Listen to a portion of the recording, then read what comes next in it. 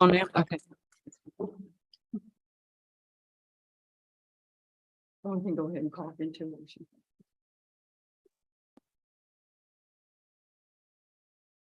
Time being 6 o'clock, call the work session to order. Discussion of the proposed budget fiscal year 2023, 2024, and all things related thereto. That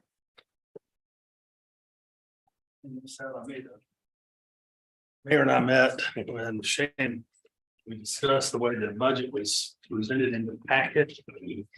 After talking to the mayor, we discussed cost of living increase, et cetera, those types of things. That got loaded into the budget in your packet. Okay. That is a council decision. So this is existing salaries. okay? I've highlighted it on there. You so see the yellow highlights. That'll be different than what you've seen in your package. Yeah.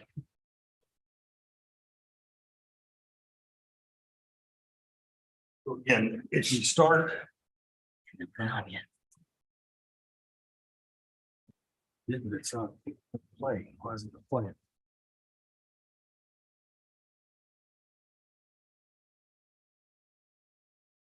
Come on.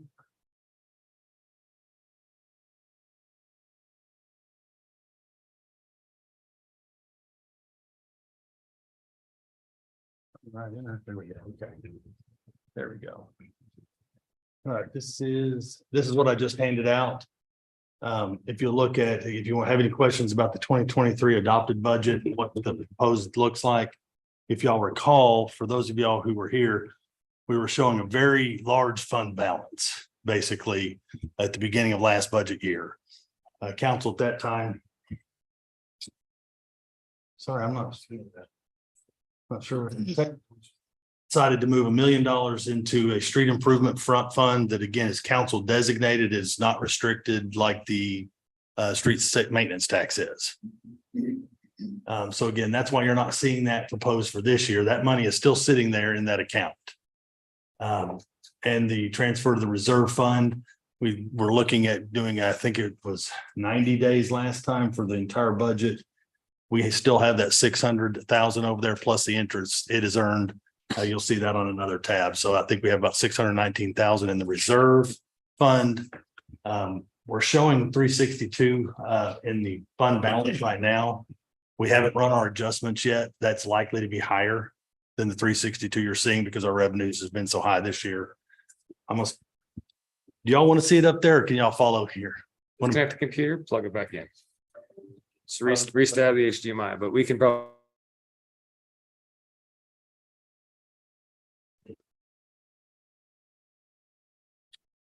Well, we've got it on our screens. Yeah. No, if you're looking on your Chromebook, you'll still see the old numbers though. So that's okay. As long as you're all fine, we seem to, man, we'll have to talk about this later. Sir. So again, we've already transferred that to the reserve fund. It's still sitting there, growing slowly with the interest rate, but we don't need to transfer any more over there to have reserve funds if something should happen, the economy tanks, or we have a serious emergency.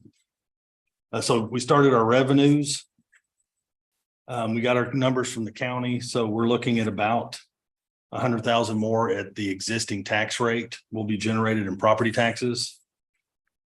Sales and beverage tax, that one has fluctuated a little wildly. So I have projected an increase, but a very small increase just because we're getting those red flashing lights again on the economy. And we're not sure when Whataburger will open, those types of things. Cloud 9 may not even open this fiscal year or generate much this fiscal year. So again, not a lot of new coming on board. We've already accounted for Breaks Plus. So again, that's why I'm being pretty conservative. I'd rather guess a little low and have more for you at the end than guess a little high and then Definitely. scramble. Yeah. So that's what I tell everybody. If we're gonna miss a projection, you miss low on your revenues so that they're higher, and you miss higher on your, lower on your expenses, higher on your expenses so that they come in lower. I always have that cushion. Franchise fees, again, we projected 210,000. We're way over this year. So again, we anticipate because of the new residential growth, we're going to continue to see increased franchise fees. Permit and development fees, a slight increase on this one. We're still seeing a lot of home construction. those permits average $5,000 to $6,000 a piece per home. And so we're seeing a lot of those still coming on board. That hasn't slowed down a lot despite the cost of money going up. We're still seeing a pretty healthy growth in the residential permits. The municipal court, for Andrea, the officers are writing citations. They are enforcing, after the traffic safety committee met, the new stop signs, the change speed on McMakin. But again, this is a result of enforcement everywhere. It's not just at those new locations. Our officers are out there writing a lot of citations to people who are zipping through town and running the stop signs. That may end up being low if they continue at this pace. And then others and transfers, again, that was one of the biggest numbers in the other transfers is interest. And after that mid-year adjustment, now that the funds are indexed, I expect to get about $120,000 this year in interest off of your funds, as opposed to, I think we budgeted 6,000. Great. That's a huge jump. Huge. So that was a big, I was really happy that they did right by the town and went backwards and put that in y'all's account. An annual pothole project. Yeah. Yes, You want to look at it that way. absolutely. And then now if you go down the expenditures, salaries and wages, that is existing today. That is where for administration, that is the cost for salaries and wages. Now, under medical benefits, you see that jump. Yes, sir. Big delta between 23 and 24, was that contract? You went down from 421 to 328? Yes, sir. We y'all had me, we had full staff for a while, and we still had Corey on part of that. 328, 191 is actual today. That's actual today. Thank you. Medical benefits, we did load in the 12% that we were given by our health insurance provider. That was a plug number. We don't have actuals yet. Also, the big delta on that one is Shannon was working with me this time, and she did it how I would have done it, based on the town providing full coverage for employees and 50% deductible or 50% reimbursement or payment for dependents. The only right way to do that is assume that everyone who has dependents uses the top plan. So there could be savings in there. There will be savings in there. Not everyone's going to have dependents that go into that top tier plan, but that's why that budget number is bigger. It provides for a best or worst case scenario. If everybody had spouses who made a ton of money and they wanted to pay that top rate, then they could. And then the town would be on the hook for that under current policy. Yes, ma'am. The 102, that's what you're projecting. It could cost the town total for insurance, Yes. for premium. I mean, for total, everything, yeah. everything that, I'm sorry, excuse me. When we were talking yesterday, we're that 256. We were talking, you said, This is an admin only. okay, When we get to gotcha, police. gotcha, yeah, okay, when okay. theirs is bigger because they have more Well, people. yeah, it's for the full staff, different. Yep. Yes, ma'am. Okay, thank you. Other items on here, contracted services, again, because we think we're gonna continue to have a lot of home construction. We're gonna have a lot of related expenses to that for engineering and inspections. Additionally, there's a possibility of a new subdivision, so we have that potential on the horizon. So the majority of the contracted services is in there. A lot of it is engineering, but that's engineering, that's our planner, that's Ed, that's all of our contracted, that is animal control, that everything is rolled into that account. The audit and accounting services, we talked about it. We were able to get still a better deal at the 15,000. We think it's going to just cost a lot more. Those services using the small companies, they're not doing what they used to do. They're charging a more comparable rate to mid-sized firms. So there may be a savings there, but we really think it's going to cost about 22,000 for the audit and for accounting services through the year. Computer hardware, again, that's more of an inflationary number as far as the increase on that from 30 to 36. The next big one that you'll see is town meetings and events. We've added 15,000 there. Again, this would be related to the special events committee. This is the fund that would come out of. They've talked about the annual Christmas tree lighting event as well as Memorial Day event. So this builds that piece into the budget instead of having to always ask for amendments or anything like that. So again, that's why that's loaded in there that way. Now, if you go to your next page, now we're in the police department. Again, the yellow number, that is actuals today, as opposed to what was presented in your packet. And there's the 154, Mayor, that it added to that 102. Now that's where we're getting the 256. Again, this is a worst/best case scenario. If everybody had the money to get the top end insurance plan and the town was to reimburse half, that's what it would cost. It will not cost that, but we have to project it that way. So there will be savings in that account as well. The rest of these, Chief, if you want to talk about any of those, I didn't have any questions or issues with what Chief presented to me for his department. So you see $4,000 bump on the vehicle maintenance. That's specifically relates to age and year of the vehicles. It's going to cost more to operate these because I think they're both hovering right around 106,000 miles. The two that are driven most. Now we've got the new one back and we're running it now. So we'll be able to keep some of that mileage down on, and I'll rotate those two older ones so we're not driving them all the time. So we'll try to kind of manage some of that mileage.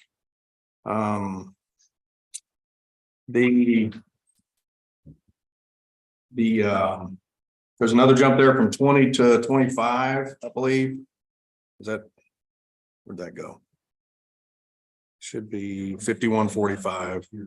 It's computer software maintenance. Those are combined in this one. That's not, Yeah. I didn't pull them out by line item. So that's Right. why it's So that- 9,000. That's up based on, I'm anticipating inflation, bringing that up. There's another one, 75 to 8,000. You see that one? That's just an anticipated fee increase. Denton County always goes up on their fees. 15,000 to 22,000 on the fuel. That's because we're going to be running 4 vehicles year round this time.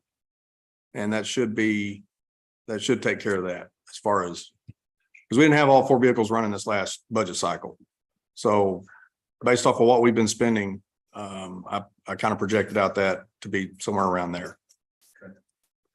And the rest of it, the increases are basically just inflation related because everything we're dealing with is going up price wise. We're talking about a new cruiser. We'll get there. About I that. promise you. Okay, all right. Just, You're almost there. all right, almost there. Okay. But yes, because we did roll in everything that was discussed during y'all's first workshop. Okay. Municipal court, we're currently projecting an increase. It's still $6,600 to run the courts. So again, your total expenditures. Bring up $1.793 million for total expenditures for police and admin.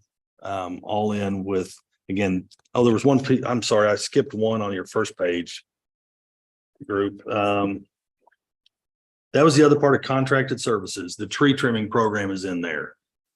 That ended up running closer to 14,000. So again, that is still loaded in there. We will continue the tree trimming. So I knew there was one other item that y'all had mentioned that I hadn't accounted for. That is in contracted services. So now we go transfers from general fund. 50,000. We talked about making more improvements, possibly painting the inside of town hall. The landscaping is already taken out of this year, but if case y'all want to do any other improvements to this area, that we just tentatively loaded that in there because we've always loaded something. So that's a council decision on what y'all want to do. That accounts for the landscaping that's going to happen in a month. We've already got that accounted Got it, for. right. Yes. Okay. The transfer to grants, again, we constantly transfer that monthly so that we're prepared to pay that big bill when it comes due to the Lantana development. Transfer to vehicle equipment replacement fund, 94,000. There's your police cruiser. Okay. And so it'll show up again later in your budget under that capital expense item. And your total transfers are 354,000. That leaves between your transfers and your projected expenditures, you've got a room of $332,000 left for a balanced budget. should y'all decide to make other changes, whether it's Mayor, if you want to lead on that discussion, whether it's police ranges or anything, or those types of things, you've got currently projected $332,000. Salaries. Now I can continue to go through this, or this is y'all's budget. I'm just kind of walking you through what we're projecting to keep doing the business of the town. If you want to, we can go on to the street maintenance sales tax. Is that okay, Mayor? And then we'll come all the way back around. Yep. Projecting an increase here again, about April 1st is when that election result actually came into play on your sales tax collection. So there was an election in November. The community decided they wanted to take 1/8 from the BCDC, the Community Development Corporation, moved to street maintenance. That's why you're projecting $400,000 a year in street maintenance tax. This one is restricted. This can only be used on existing streets, maintaining those and repairing those. So again, that's where I've projected another $100,000 for our annual maintenance, where we do the potholes and the crack sealing and that type of stuff. Additional engineering funds if we pick another big project, Jeter Phase 2, if y'all want to do something along those lines. But that's all I loaded in there. So you're looking at the end of the year of having $973,000 unencumbered in that fund.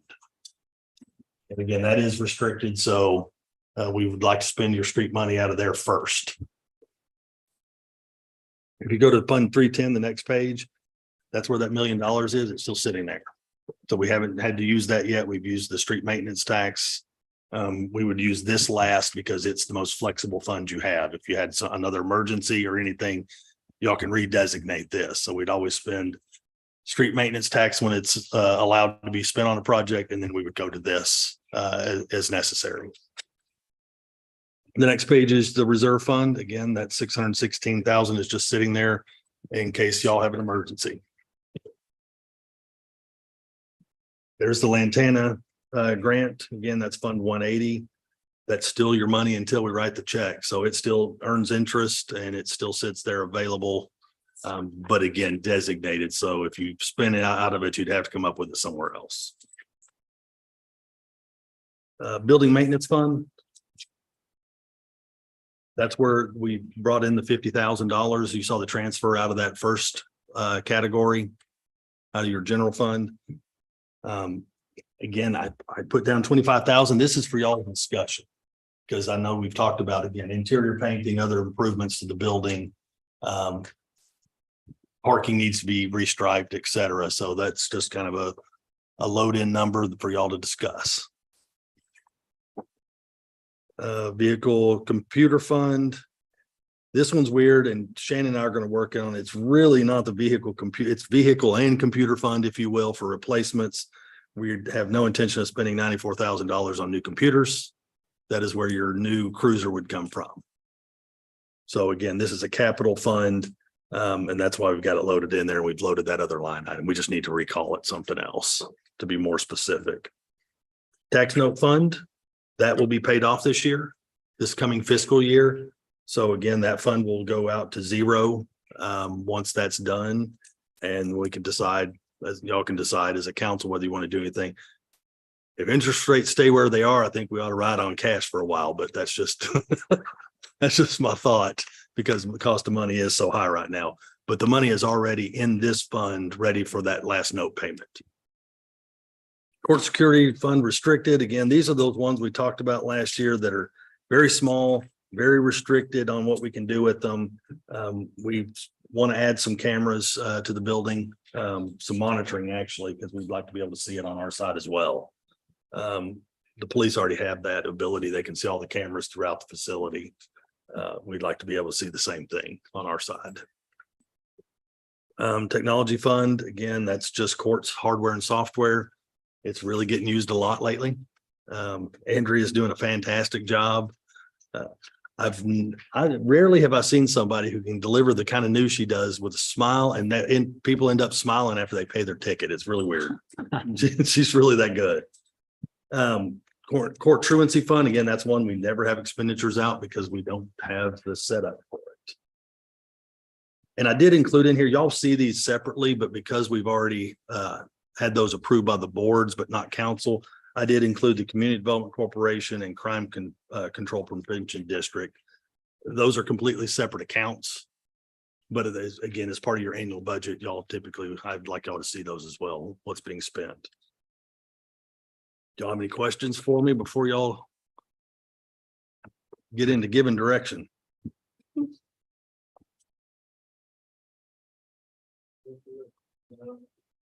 Do we want to talk about the tax rate or in the agenda, regular agenda?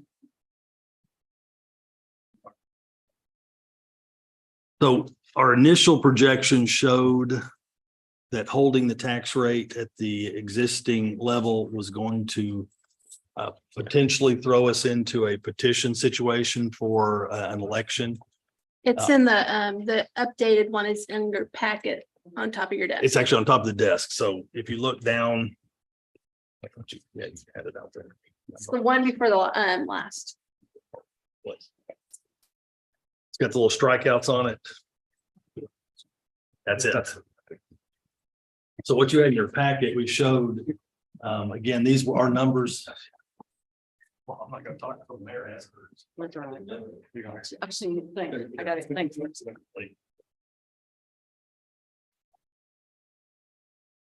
So we were running projections before today when we got these new numbers, literally this afternoon from the county. So we were running the numbers and it looked like we were going to be above the voter approval rate, which again allows for a petition to drop the tax rate to that voter approved level.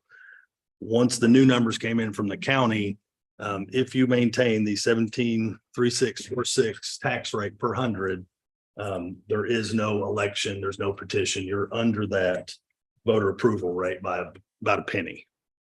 So again, that's why this is clarified, and went ahead and struck out those issues that we had when we were printing this up on Friday. And we just got this afternoon the numbers from the county. So if y'all choose to continue the 17.3646, there is no issues. There are no issues. Yes. Should be good. Yes, yes, sir. That was some good news this afternoon. Good news for the day. Yes. Hey, there was one. Anybody have any questions? Real quick? No? No. The next thing we need to talk about are police salaries. Everybody got that handout or the mail that I think Dad mailed out the updated survey. Printed it off. I did not get. that In the hand. Friday, I think it was a Friday report, Friday update. Okay. Oh, we can make copies. Oh yeah, I'd love one of those. Chief has copies, so. I'll take a copy, chief. Thank you, sir.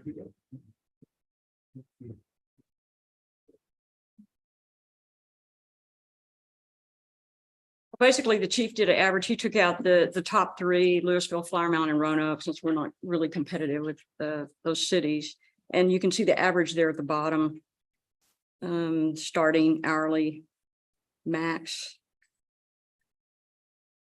You can see where we are. Our starting is 60,000. Double Oak just went to 67,000 for starting last year. This says 62, but they jumped it to 67. You can also see Argyle 70, they start at 70.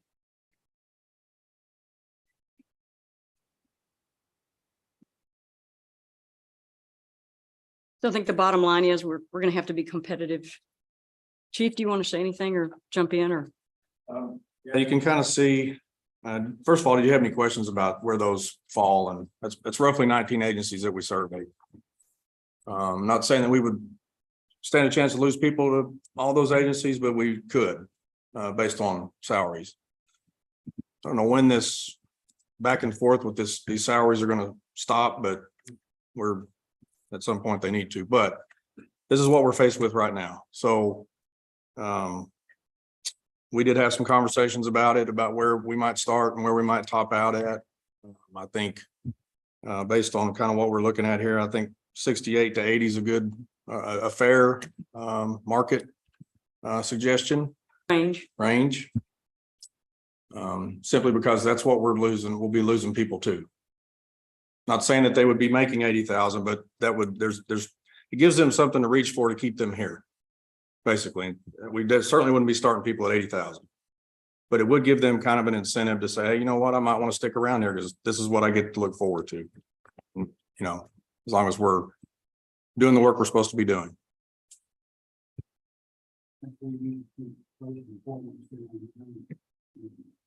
Is the safety of our citizens that comes first and foremost. I guess we really became more cognizant of the fact that when COVID hit, it changed society. It changed every facet of our economy and wages and salaries, and just there's no common ground anymore, it seems. And you know, now with the state legislature passing, or state putting the school safety officers on, you know, I think the last statement I saw was the chief coach, is it at Fort Worth? The new police chiefs, the police cadets, he has volunteered to put 35% of his force that will graduate into the schools in order to accommodate, to try and come up with personnel. That's going to put tremendous pressure on keeping peace officers employed. Everyone around our area out here is looking for peace officers. And we know what we have. And if we're going to keep them, we're going to have to be competitive, as you stated, because otherwise we're going to have a revolving door, and we'll constantly be up against the wall trying to get officers to go ahead and take care of the safety of our citizens. So I think it's imperative for every one of us to look at this real difficulty and make sure that we do what we have to in order to keep our officers that we have on board, so that we don't continually have to work with some that's either missing or just short staffed, because our citizens now have a point feel more comfortable with us, with the officers that we have, and we can't take a step back. Yeah, we have a good crew right now, and as long as we can keep training them and keeping them at a certain standard, and we keep these other things competitive, I don't see why they would be wanting to go anywhere. If from my understanding, they're all extremely happy here. So Well, I think we took a step last year with increasing the health benefits and things like that to do some things. it's never been, I haven't heard one that has not been an issue Yeah. this whole since you did that. Any idea what the total cost per officer is, as opposed to the salary, when we add in benefits and everything, wages and benefits? Well, not necessarily for us, but I mean, comparatively across this list, right? So base salaries are a big thing, and we know it's very, very important, but the total comp package is something we want to consider as well. I am 100% in agreement with you that there is a million opportunities for a peace officer to leave one town to go to the next, or leave one and go to the private sector, where they are paying people quite a bit of money to go stand in a school right now, given our new legislature. So I want to make sure that we're doing the right thing. And if 68 to 80K is the range that puts us in that space with total comp, I'd love to have that, see what that looks like to our budget and get an idea. But the total comp thing needs to be probably something that we address, because some of these places I know take better care of their officers than others. I know that we take very good care of ours. I like to maintain that while still offering a competitive salary.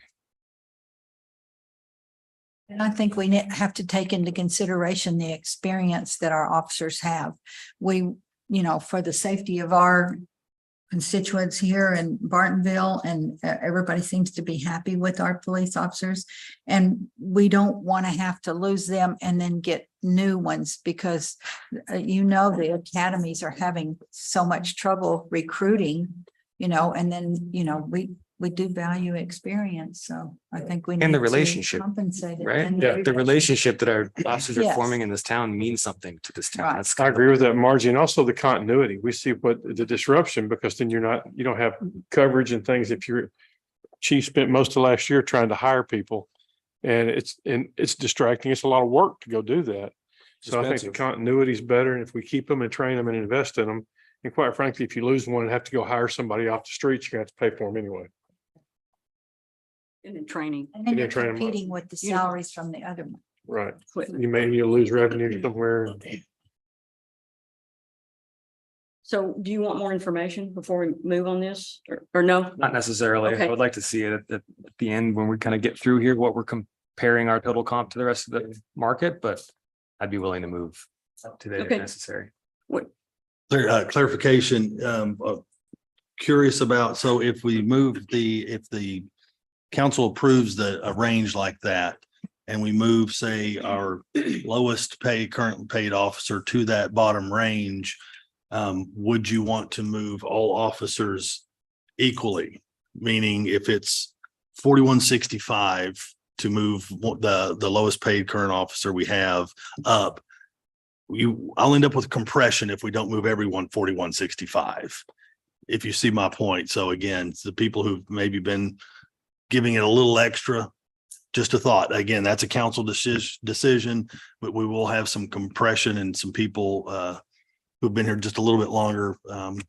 What's the annual review process, performance reviews?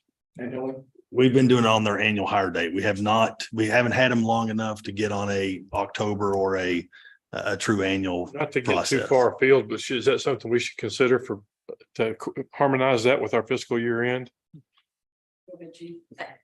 So like Thad said, we just Sergeant Scudder just reached his 1 year, which is this month. So I haven't had an opportunity to put them either a calendar year or a fiscal year in an assessment process. So my goal is to do it every 6 months.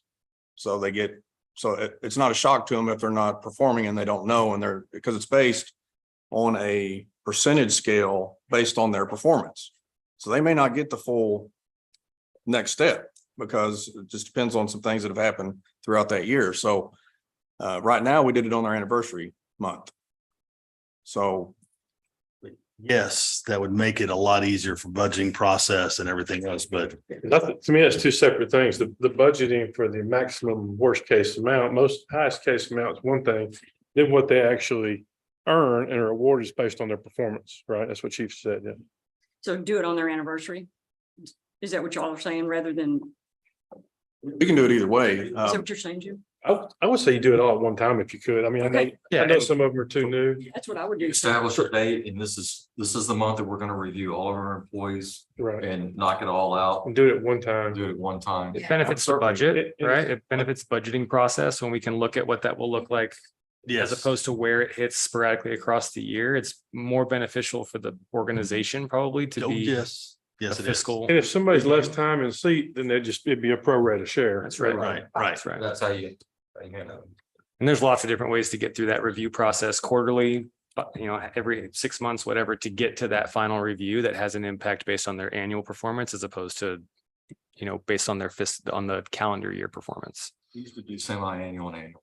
Yeah, you can review them as Exactly. much as you want, but the pay increase is annual. Right. Happens once a year.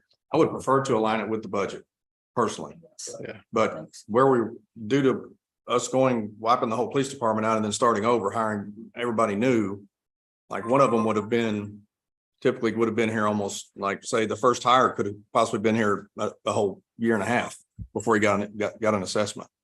So we can start that this October and move forward if that's how you guys would like to do it. I started this October, somewhere in the year and a half. It's just the way it works out this year. Then we get on annual schedule. To address your compression question, though, we certainly don't want to induce compression into the department. Because No. that's Would prefer another not. quick reason people will depart an organization is when they see that we're not fair and equitably balancing that budget across the year. So compression needs to be avoided at whatever reasonable cost is appropriate. And then the sergeant, I mean, if the range is gonna be 67 or 68 to 80, then the sergeant's gonna need to be 80 to 90 or something like that. That Right pretty now he's- standard. Right now, he's 70 to 80, Right now, he's 70 to 80. or that's what the range is. So But, all right, what you showed us here doesn't have. it does sergeant. not have sergeant. So that would be my question is what would the sergeant pay be for Well, I would personally want to base it off of what we're paying the officers. Yeah, Okay, it has to be more. yeah. So if Right. your officers are capping out at 80, if that's then you could start, I guess, a sergeant, would you say at 80 to Yes, 80 that to was my 90? recommendation. Makes sense. So Is that what you think? That's my recommendation. what percent proximity do we consider compression though? Like what is compression? Is it 3%? Is it 8%? Is it 16%? Is it? First of all, what are we talking about? I'm a little, So compression is like if I work for you and my salary is within 3% of yours, you're now disgruntled potentially because your people who are working for you are either making equal to or more money than you are. So the compression gap, He's been here 6 months. In real numbers, I've got an officer who's making, say, almost 68, and I've got an officer who's making under 64. And everybody's at 68. My 68, I don't, you tell me what percentage you think is reasonable for, you deal with personnel all the time. deal with this a lot right now. That's why I'm asking so many So questions. again, I had not calculated. Again, I wasn't going to worry about percentage, but I was looking at projecting everybody up that equal amount so that again, someone who was sitting at 68 isn't compressed with somebody who was sitting at 63 and a half.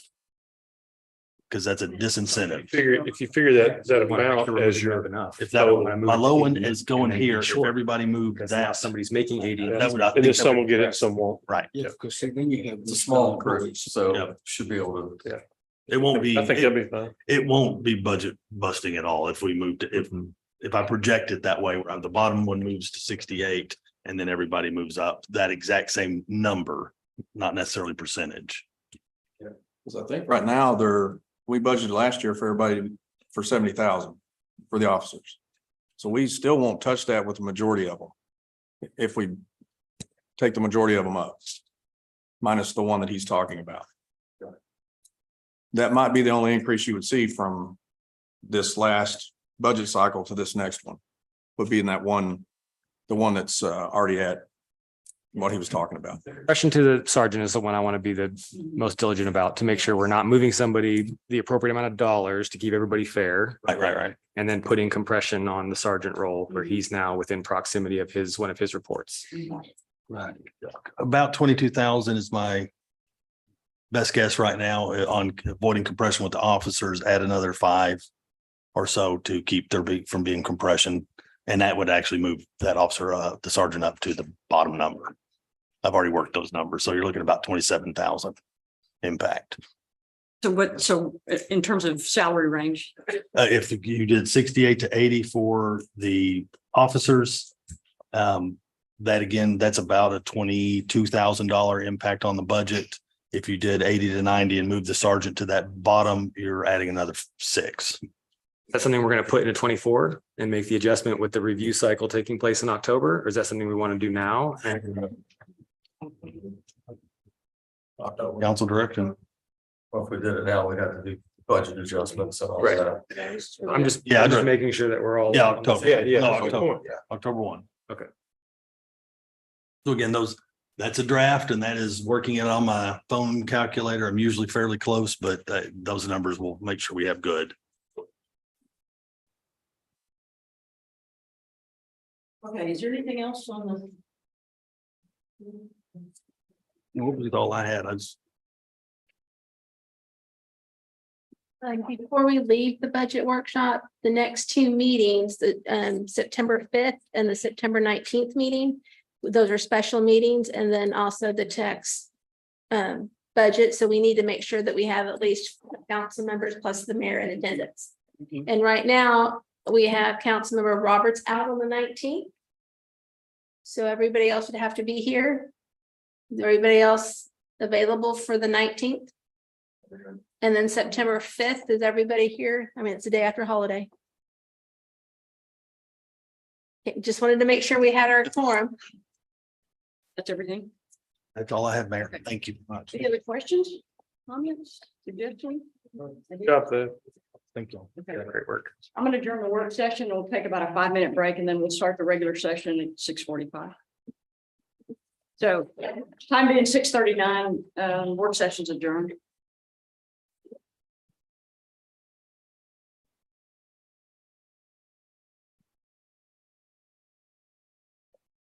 On that. That's that. Okay, thank you. Thank you. Appreciate it. That's what allowed us in the local government code. Okay, thank you. Interesting. Oh, you have for it. Yes, thank you. Appreciate it. It's local. It's simple. Yeah. I never been there. Yeah, they have the same amount of officers. Yeah. So I'm gonna think they're too small. You're a little further out. How it is, we're a smaller town surrounded by Big, yes. bigger towns that I know that's not what I said. pay their officers or do pay their officers. So.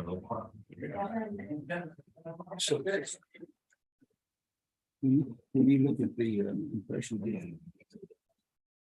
With the chief and totally responsible for that. Ultimately, yes. So compression is like, if you have these 5 people who work for this one, and that one reports to this one. So this is sergeant, this is chief. These guys may have some compression based on time and service, time and grade. That's a little bit different. But when you get to the report, the NCO, the first person in charge, they should not be within 10% of each other at any time. Meaning that if the highest paid officer is making, you have greater, sergeant should be making at least 88 or greater. Do they have? In general, that's like from a corporate environment. And then the chief, that's a different. Oh, that's only a year and a half. And you should also have that substantial. Yeah.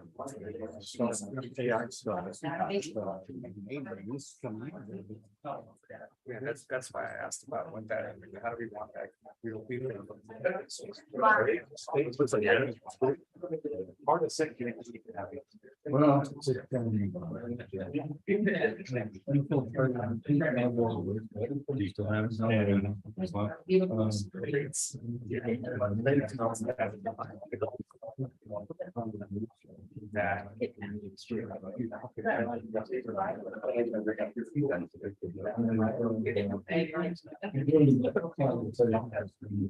You want?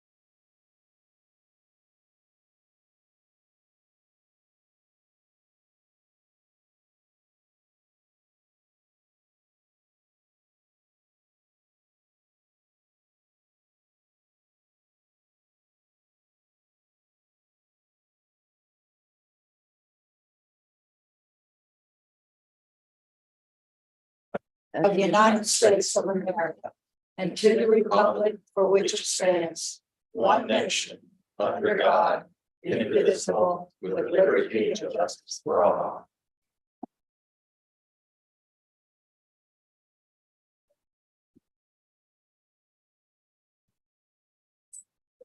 There we go.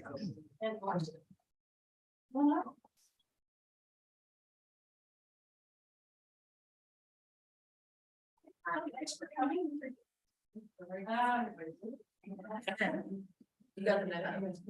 April, March, April, United Way. So we're gonna do a proclamation.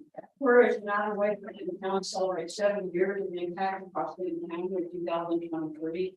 Whereas by working together with supporters and collaborators across the county, United Way of Benton County improves access to education, economic mobility, health, and mental health for over 42,000 residents annually as well. United Way of Benton County leads the effort to close the gap and open opportunities for every person in Benton County, and works with network of nonprofits, governments, citizens, and donors to respond to neighbors' immediate needs and seek out better solutions to our community-wide issues. Therefore, I, Jacqueline Carrington, Mayor of Bartonville, Mayor of the town of Bartonville, Texas, on behalf of the Mayor and the County Council, hereby proclaim September 23 as Live United Month. Congratulations. Thank you. Thank you for your service. Thank you. Thank you.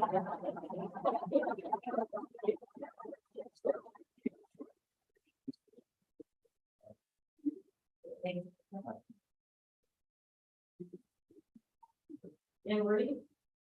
You can stand up. We have a young lady here, today is for the 98th birthday. So we're gonna do a proclamation for Anne Marie. Anne Marie Moore was born in Einbeck, Germany on August 15th, 1925. Anne Marie married Emmett Moore in the 1940s and then remained happily married until Emmett's death in 2016. Anne Marie Moore moved to Bartonville with her husband Emmett in 1987. And Anne Marie served the citizens of Bartonville as the town secretary for 11 years, from May 1989 to May of 2000. And Anne Marie's knowledge of Bartonville and its history are invaluable asset to the resource for the town. And the other thing I'd like to say that's not on this, I don't know if you know this, but Anne Marie was a dog judge for many years. She judged many dog shows. Yeah, she can tell you what the perfect fox terrier should look like. That's huge. And she also judged Hannibal and traveled all over the United States, maybe even international. But quite the dog judge. Therefore, I, Jacqueline Carrington, Mayor of the town of Bartonville, Texas, on behalf of the Mayor and the town council, do hereby declare Tuesday, August 15th, 2023 is Anne Marie Moore Day.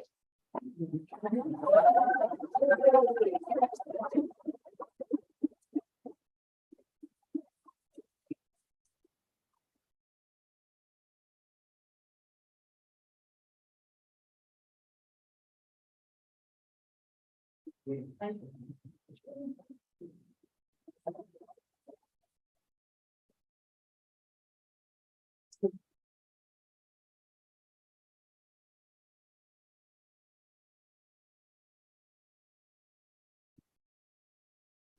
Thank you. Appreciate it. Okay. Yes, you can leave if you want to. I know you're last one. Thanks, Anne. Just my water.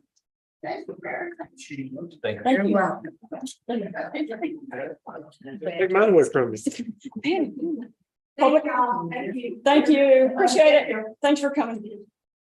Public participation. If you'd like to speak to the council, please fill out a form and hand it to Shannon. Please indicate on the form if you wish to speak during the discussion on a specific agenda item. Remember, council members are not allowed to answer questions during public participation. Please state your name and address for the record. No, we don't have anybody. I have not received Okay. any cards. Appointed representative liaison reports. Police chief.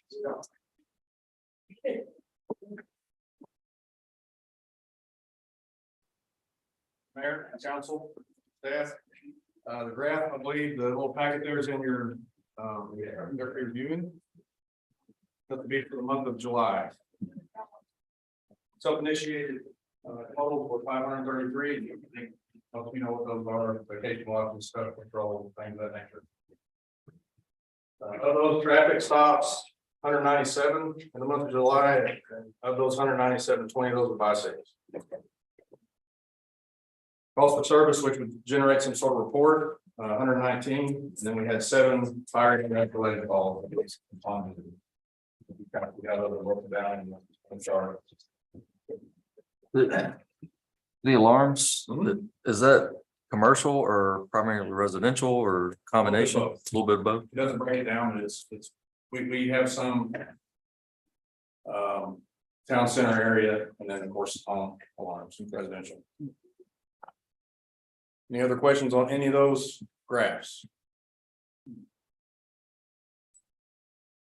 Got 7 crashes, mostly we had one that was interior, and that was on Hunter Court. Yep. My house. no injuries on that one. No one vehicle. Then Purple parking lot had 2. We had one on 407 at Tractor Supply. No injuries in any of these crashes. That's good. Little house cleaning national night out is around the corner. It is October 3rd, and that's a Tuesday, and we're still trying to lock down a place to have it. So the church is not available this year, so we're trying to adamantly trying to find it. October 28th, which is Saturday. Saturday is the second road take back for DEA, which we'll have again. That's our, That's the 50th anniversary celebration date too. Talk about. This is controlled by the DEA. We don't set those dates. That's the drug take back. Maybe we Have a kiosk somewhere out here on the grounds. We'll have it here. Y'all, we'll get that here. Something else to mention, TCOL, the governing agency that governs law enforcement officers in Texas. Every once in a while they'll come and audit your agency. They don't necessarily tell you when they're going to do that. And so ours just happened to pop up, and it happened on 9th of August, and his words were, there's 2 things he said: no deficiencies reported in passive flying colors.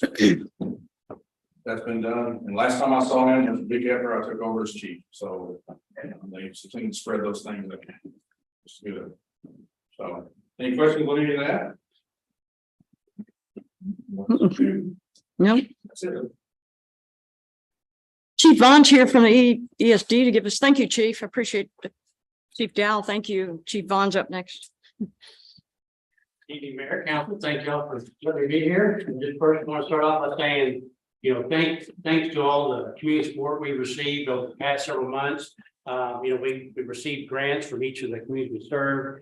Those totaled over $800,000, and I'm glad to say that we do now have a balanced budget, not only for FY23, but also looking forward to FY24. So I feel like we've made a lot of progress in 7 months. A lot of things we've accomplished. We've been, cutting expenses, trying to save where we could to kind of make that happen. But I'm very proud of what we've been able to accomplish and having a balanced budget. So our deficit is kind of somewhat behind us. We still have the firefighter liability with the pensions and the overtime, and we just received word from Point Bank late last week that they did approve the loan, which is going to allow us to restructure our debt. We'll essentially be buying the fire station. The ESD will be buying the fire station from the Argyle Fire District.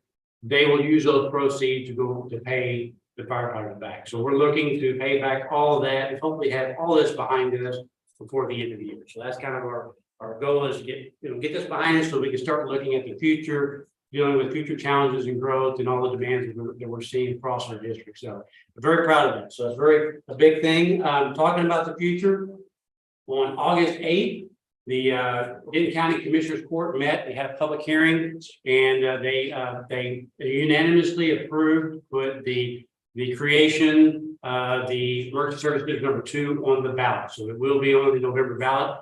The process is, as I spoke before, where there's petitions. We had to get X amount of petitions. We had more than we needed of that. We also had to get each of the towns, there were 6 communities. We had to get a resolution, just like we did in Bartonville, saying we acknowledge and consent to this, allow the democratic process to happen. And so the county commissioner court accepts all of that, reviews all of that, they verify all the petitions, and they again voted unanimous. So very proud that we're able to get that done. So we'll be looking to start putting out some educational information. We are kind of now we've passed that. We are kind of putting together our that kind of I guess educational component of us educating the community about what it is. I would expect that start seeing some information after Labor Day. We're working on gathering, and we're looking. Our goal is to start putting out information, links where you can go questioning and stuff like that. We'll probably have to end it. So, big thing there is this week, Thursday, we have our ESD Board of Commissioners meeting, and on staff meetings, there will be 2 public hearings. One is we're going to be setting the tax rate. I don't know how Bartonville did. I mean, or seniors had their budget, setting your tax rate and all that stuff. And we're actually going to be having to lower ours. We're currently at 9.3 cents. But because of the, I guess it's SB2 or we had to actually, we're going to drop down to 8 cents.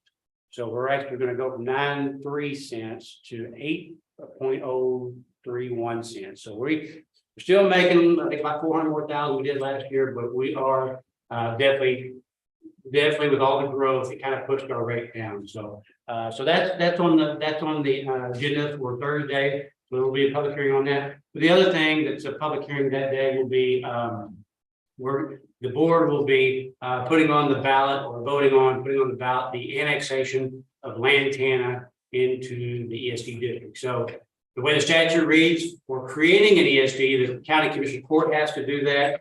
For an annexation, the ESD board of commissioners can do that. So that's on a public hearing this Thursday, and we think that they will be approving that to move forward on putting that on the ballot as well. So November, there'll be both of those measures will be on the ballot in November. So a lot of good things happen.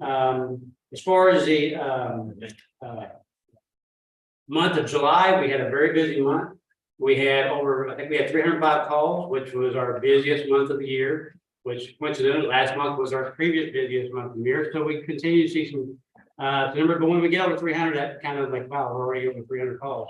And to put that in perspective, back in February of 2021, when we all had big freeze with broken pipes and we were running around like crazy, that particular month, the ESD made 354 calls.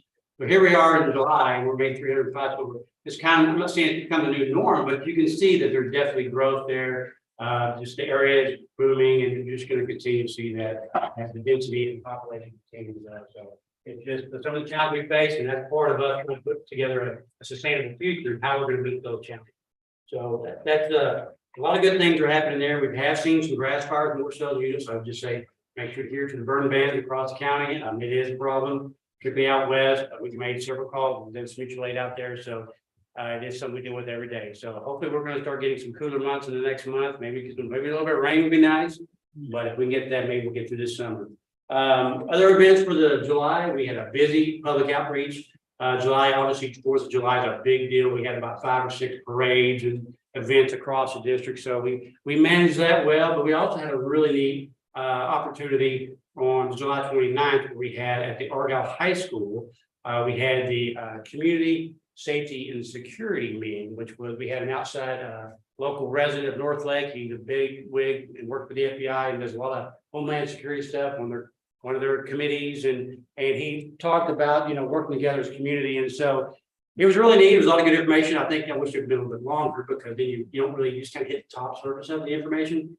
But what was really neat is putting faces with names. I mean, I've just only been here 7 months, and I get a lot of emails, but I don't always know who everybody is. So, getting to see who the superintendent of the school district is and the new police chief, and because those are the people you're going to run into. Those are the people you're going to be dealing with. If there is an active threat or an active shooter or something like that, those type of events, you need to meet those people. You need to have their phone and exchange business cards and all those kind of relationship you need. So that to me was worth it, just getting those people together, having a conversation, and be able to talk about how we can protect our community, because it is important. Other than that, we closed out the summer with a grand finale on the summer science series. The last one was the biggest one, and that was one on snakes. And so we sold out. We didn't sell tickets, but we maxed out.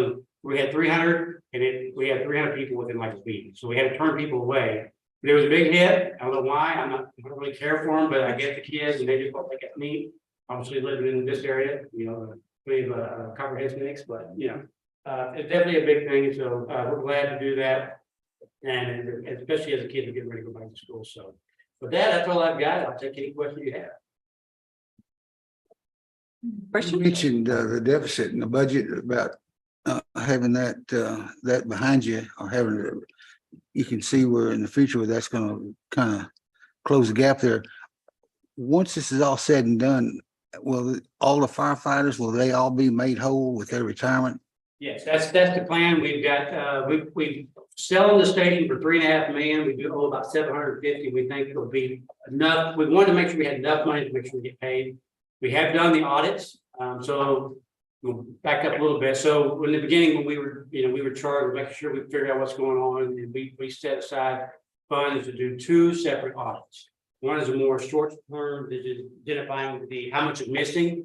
That has been identified. The retirement number is 423,000. That's the number that all parties agree on, including the Department of Labor. We went through every time card since everybody was hired and looked at anything that was missing. So we've identified that. We've also identified the FLSA exemption, 7K exemption that says a little halftime they should have gotten for the past 3 years. We've identified that. That's $887,000. Now that's including both current employees and any former employees. So we actually, it's not just current employees, we had to look at everybody. So the people that used to work for the SD or the Argyle, that'll also get a paycheck too. So the plan is for the retirement fund will go back in through their old retirement account, which is still there. It's dormant. It's still sitting there. So we get paid that. The overtime will come with a check, like pay taxes and payroll taxes and stuff like that. So, yeah, to answer your question, we plan for that. We make sure that the sale of the station would be enough to cover all that. Thank you. I thought there was the potential for insurance proceeds once the audit was done. So There- what's going on with that? There is, yes. We have 2, almost 3 claims in. So we were a little bit, we got one back, we're a little bit disappointed. It was only gonna be for $20,000. And there was a clause in there. The problem is all we had was for the crime claim was with the FBI's indictment.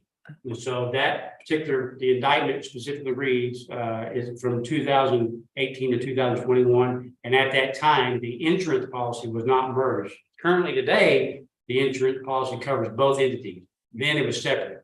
And in the Argyle Volunteer Fire District policy at that time was only for $20,000. So we're a little bit disappointed. There is a window where we might could get another 100,000 if we can find some crime, I guess you might say, in 2022. So we're looking into that. We're just kind of a bit disappointed. We thought it'd be a joint thing to get that. The other more long shot claim is there is a management liability claim where typically where you would get sued by the firefighters and they would say, we're going to sue this. So it's kind of protect you. But interesting, we're trying to do this out of court because we don't want to incur all the additional attorney fees and stuff like that. So we're trying to actually work this where we can settle out of court. And so we're working with insurance to see if we can do that and have an agreement where they basically, like, if you wreck your car and you sign here, don't sue me. We're kind of pursuing that. The challenge is the exclusions in that policy talk about pay, retirement. So anything we can go after it would be the additional damages. So for the overtime, it's 887,000, but we're liable up to 2 times that. So it'd be the additional 887 that we could actually go for it, hoping we're not going to get. So, but my philosophy on that has been from day one. That's money I can't control. Right. Right. I can't depend on that. I don't know when it's going to come, so I can't use that as that's what we're going to live on. We've got to have a balanced budget where we can make sure we're doing the day-to-day operations. So if we get those funds, if we get those extra, whether it be additional grant, if we get anything else, that would just keep us from using extending our line of credit, using those funds. Maybe we can go back and pay back some of the debt to pay on some of the principal on the loan that we're doing for the station. So we're not paying more interest than we already are. And so those are measures I think that we would use to kind of help offset some other things, but it's not something I want to depend on. But they are active claims. We are working. One of them came back just recently. We're a little bit disappointed in, but we think there may be an opportunity to get additional crime claim. And of course, we're still pursuing on the management liability, which that one we have been waiting on the audit, which we just got. Okay. We had the audit for about a month, but we also needed everybody to sign off on it. With the firefighter, they reviewed it. Everybody, the attorney reviewed it. And so we're kind of working the details on that. So we're down to the part where everybody's got to sign this form. And so there's a little bit of a process still to go, but I do believe that, in the next few months, hopefully we can get this all behind us. Thank you. Thank you. Appreciate it. Thank you. Chief. Town administrator? Mayor, Mr. Noller is here. We placed this at your place before the meeting. Is it okay if he comes and gives a presentation on the Upper Trinity? Yeah, Thank you. Very quick. you got 1 minute, Dale. No kidding. Need to look through this. If this is effect by 2030, we'd be having a real problem getting water. So we look at the back, tells you where we're at. We started this operation in 2001, and it's taken this long to get in position to do something. But this also says what the schedule is, so far we're on. More costs than we thought to be, but that's how it works today. So that's about all I got to say. And, I think it's easier to have. Not one. Thanks, Dale. Thanks for bringing Thanks, Dale. this so we can see this, the Ralph Hall project here. Thank you. Thank you, Mayor. If you'll look at, what page is it in your? The first page of your financials in your packet. I'm having a Monday on a Tuesday. Please excuse me. All general fund revenues, if you look at that page, we've got about 17%, 16.7% of the budget left. This is what I was talking about. We have not adjusted that reserve fund balance on our financials yet, but our revenues are really strong. Literally sales tax is the only one that remains. It's still ahead of schedule as far as our projections on what we'll receive there. But it has not exceeded the budget projections yet, as every other category has. Again, some of these, the franchise fees, again, though, as we add in more homes, as those fees continue to increase, that has been a strong category for our revenues as well. Municipal court, if you look at that, that's why I'm projecting year to date, we've already gotten $75,000 in the municipal court revenues. So again, the officers are really out there pounding the pavement and slowing people down through town. Again, we're starting to see results. Don't have any questions on that revenue category. If you remember, those asterisks over there on the side is because the development fees were pulled out, so we can't do that year to year. Yes, sir. Again, sales taxes, we saw that little dip, was that March that we were a little concerned about, but that's not a trend. And now we're trending up again on all our sales taxes and mixed drink revenue as well. If you look at your expenditures for all general fund expenditures, again, we're running a little hot. If you look at administration, you're going to see this later in your agenda for the budget amendment. I went ahead and put in administration that $112,000 that was spent on the internet project over off of Bridal Bit. So that's why that category is running hot. If y'all approve that budget amendment later to account for that, then that'll balance back out. We're not running over in administration except for that one category. So are we looking for about 25% left? Looking for 16.67. Okay. Yep. 16. That's all we're looking for is 16.67. Okay. Sorry. Again, that transfer, that one always goes over because we end up putting more in there for the grant than it cost us, and that'll end up coming out in the wash as well. But that one's over, but it's still in your bank account. We've just transferred over into that one budget category and it sits there earning interest until we make that payment. Any questions on that? And that was Charter Communications. That's the one you'll see later. It's actually $112,350. I have my note in here. If you look at just administration, again, that is sitting in the, which category am I sitting in with that one? Not my contracted services. Actually, it is the contracted services. So that's why that category is sitting at 1.71% in the administration. Everything else looks okay. We're a little hot in supplies and maintenance, but we can finish out the year. We're not hurting for anything. We've already gotten the computers replaced. We've gotten everything taken care of that we need here. Do you have any questions on? Sorry, I'm starting to lose my voice. Do you have any questions? There's a lot of talking today. Police, again, chief always keeps them pretty tight over there. Maintenance, again, with the aging vehicles, the brakes out on one, the air conditioner, what was the other one? On the other, and tires. So again, that's why we've adjusted that in the projected fiscal year budget to go up, because we're seeing that reality when we have all vehicles running and full staff. I'll answer any questions you may have.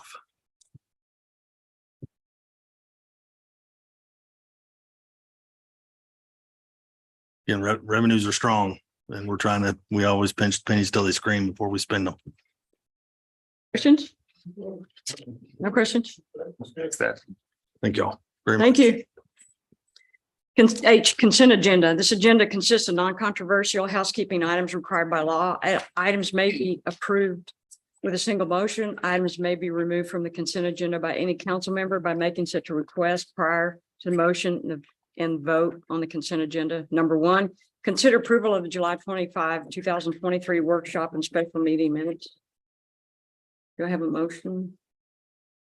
I move that we approve the July 25th, 2023 workshop special meeting minutes. Second. All those in favor? Motion carries 5-0. Action items, public hearing to receive comment and consider approval of an ordinance amending the town of Bartonville Code of Ordinances, Chapter 14, Article 14.02, Exhibit A, Ordinance 361-05, zoning ordinance by amending Chapter 12, Village Center District, Article 12.2, uses permitted by granting a conditional use permit to allow for the operation of an event center use located at 1001 IT Neely Road. Planning and zoning approved it by 5-0.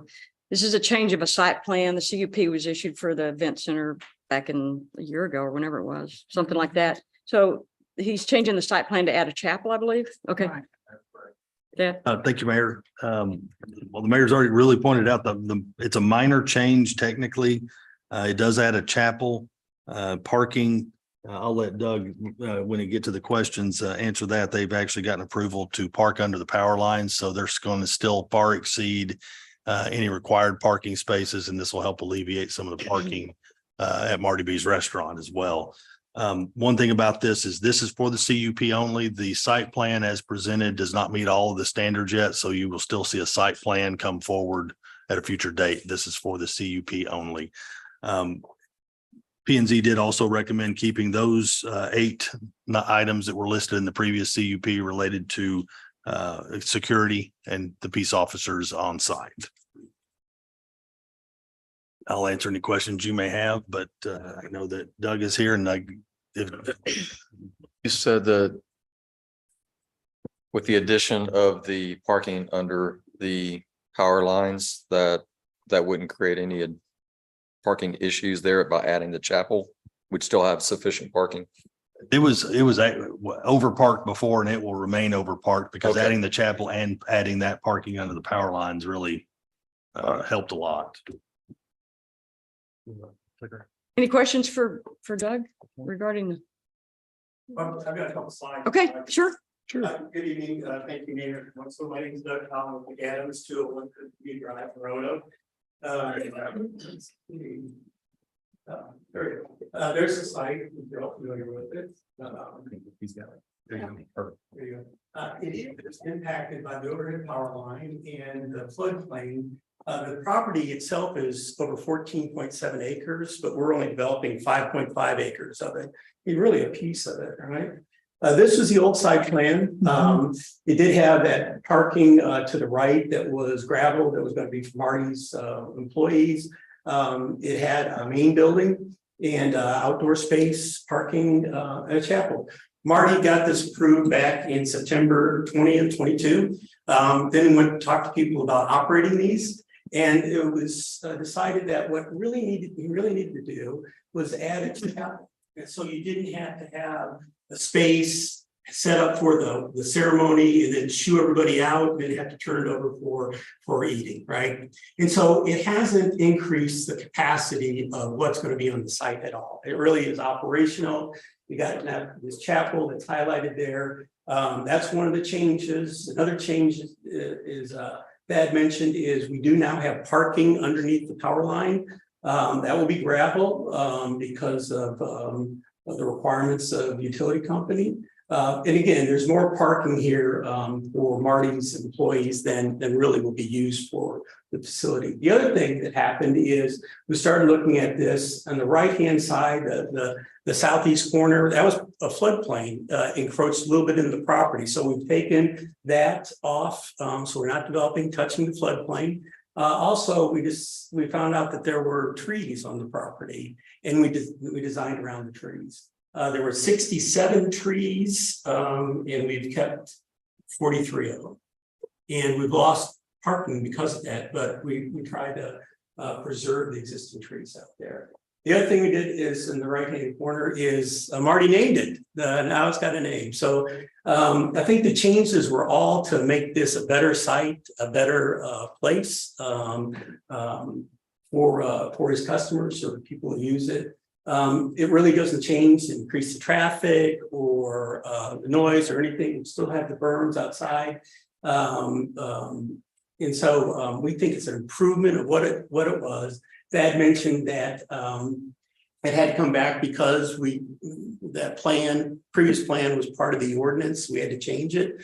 And we do believe this meets all the site plan requirements, but all the details, the engineering details and pages of manhole covers and pipes and all that stuff, we haven't gotten ready to give that to y'all. But we do think it's not going to change much from this.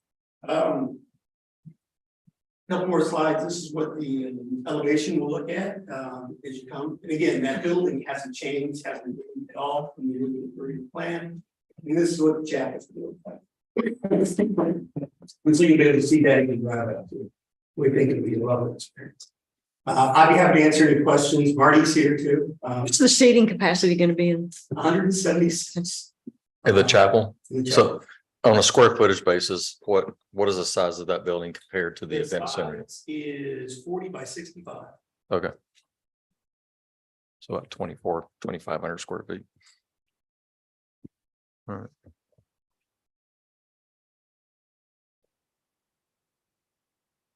It's great to hear you were able to salvage those and save 43 out of 67 trees. That's quite an accomplishment. I have an opportunity probably to go up through that area going down Neely's Road, probably, or Steels Road, maybe 15, 20 times a week, going back through there. And each time I go through there, I keep looking at what Marty and you all have done back there. And I keep visioning what it's going to turn out to be like. And going back 25, 30 years when our Kelly Sand Pit was there, what I can't imagine what those people back in those days would have thought about how we could have salvaged this. And Marty, I want to thank you for having the vision and doing that, because you turned a south or a south ear into a purse. Yeah. You did a great job on that. And It is a rough site. It's a good hard to thing. credit. We had drawn in, we're taking out more trees, and we showed him, we said, we're taking out a few trees, and he said, nope. And so he lost parking, but we're saving more trees. Thank you for that. But you're still over parked, so that's Make it look better with the trees. Yeah. Yeah, definitely. Any other Thank you. questions? More pictures. Any other questions? No? Thank you. Thank you. Appreciate it. I'll open the public hearing. Time being 7:19, open the public hearing. Would anyone like to speak in favor? Would anyone like to speak in opposition? Time being 7:19, I'll close the public hearing. Council discussion? I don't have any concerns. I really don't have anything that's all of the terms of the prior CUP are in play. I mean, this is really just, he's made a minor change to the plat or to the site plan, and that's it. Which is gonna have to come back through approval anyways. Exactly. So so we're good to go. See if I can get this, make a motion to approve the ordinance amending the town of Bartonville Code of Ordinances, Chapter 14, Article 14.02, Exhibit A, Ordinance 361-05, zoning ordinance by amending Chapter 12, Village Center District VC, Article 12.2, use is permitted by granting a conditional use permit to allow for the operation of event center use located at 1001 IT Neely Road. Thank you. Have a second? All those in favor? Motion carries 5-0. It's a mouthful. Thank you. Place seconded. Number 2, discuss and consider awarding a contract for the East Jeter Road and Stonewood Boulevard reconstruction project. Dad? We're able to get this on here. Chris Chaw is here to talk about this. We received one bid package. And that was SPI, the company that does our current work for street maintenance and repairs. Chris, if you'll tell them the ins and outs of how the bids came in. At your place, we try not to do this, but this was a little rushed. At your place, you have the bid tabulation as well as the engineer's probable estimate of cost. And again, for the full base bid, it came in pretty close with the conditions we're showing. Chris, if you'll.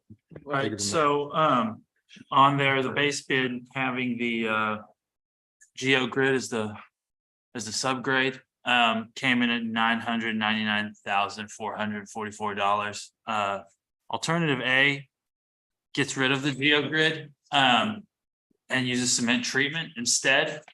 That only saved $42,930. So I thought we would anticipated saving maybe 100,000. That was less. And then alternative B, we did pulverize and overlay for Stonewood. It's a little bit stronger since you use the existing road base and use cement treatment.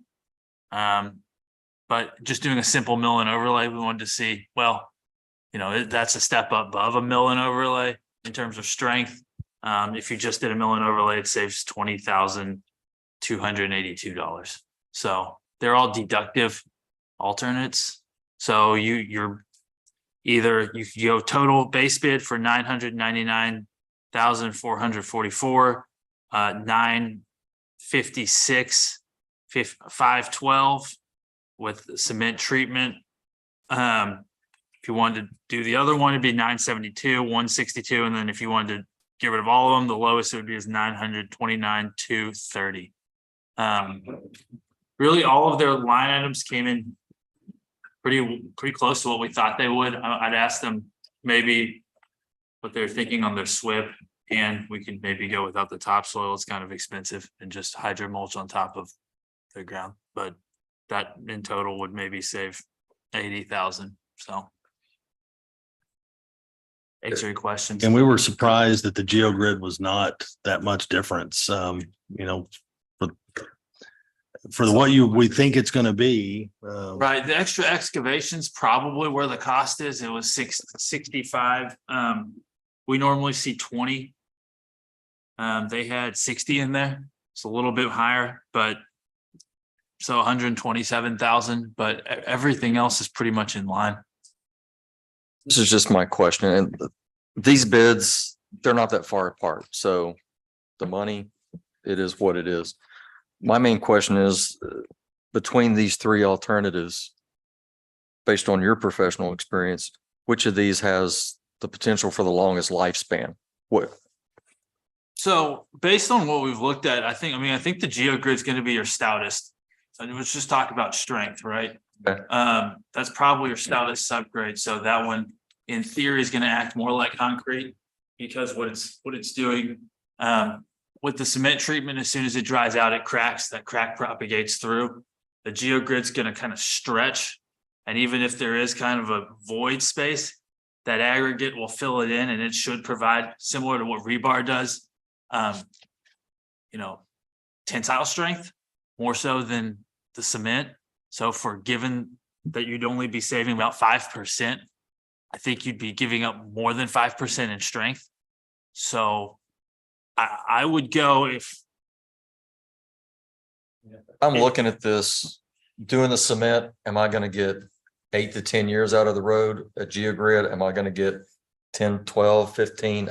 I'm just throwing numbers out. I don't know what the lifespan of. I would think your road, you're probably going to get similar overall, but you're going to have less cracks, I think. So failure, you're going to have more cracks with the cement sooner. I think the geogrid's gonna last in terms of cracking a little bit longer, but overall life. It's gonna be close, maybe, Okay. maybe within 2 to 5 years, because what happens is the asphalt itself kind of starts chipping away. And so, I mean, you still have to do that surface treatment, but your base and without you'll have, in theory, I think less cracks. I think less cracks than geogrid. Let me ask this, so. If you're doing the cement and you've got more severe cracking, kind of like what we got now, that's more of a, you gotta take it out, pulverize it, lay it back down. Put new asphalt on top of it. If we were to do like, say, the geogrid. And doing what you say, the cracks aren't as deep, aren't as whatever, so then we could come back in say 10, 12 years and do like an overlay on that to smooth it Either out. overlay or maybe every 5 years you do a fog seal, which is, the kind of.